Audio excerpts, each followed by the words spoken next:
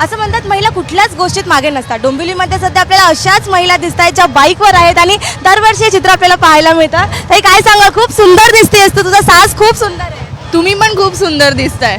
काय आज गुढीपाडव्याचं निमित्त आहे आणि पूर्ण हा पोशाख केलेला आहे, कसं वाटतंय सर? दरवर्षीसारखं आज माझं 3रं वर्ष आहे आणि तसाच उत्साह आहे आणि तसाच आनंद आहे. आम्ही दरवर्षी या रॅलीमध्ये सहभागी होतो. आपल्यासोबत आणखीन एक ताई आहे. ताई, बुलेटवर आहात, काय म्हणता? एक वेगळा एक्सपिरियन्स असतो की नाही बुलेटवर? एक्साइटमेंट तर आहेच.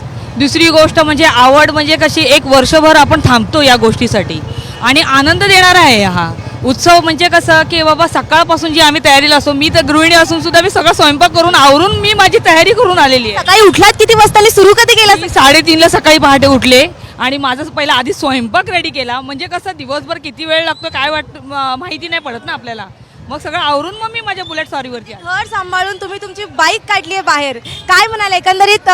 काय तुमच्या ग्रुपचं नाव आहे? काय ग्रुपचं नाव नाही आहे, ही माझी आवड आहे आणि मी ती आवड माझी सदैव जपेन.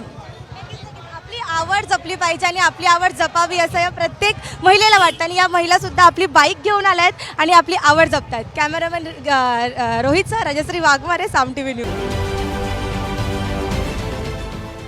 देश विदेशातील प्रत्येक घडामोडींचे लाईव्ह अपडेट मिळवण्यासाठी आता साम टीव्हीच्या सर्व सोशल मीडिया प्लॅटफॉर्मला लाईक, फॉलो आणि सबस्क्राईब करा.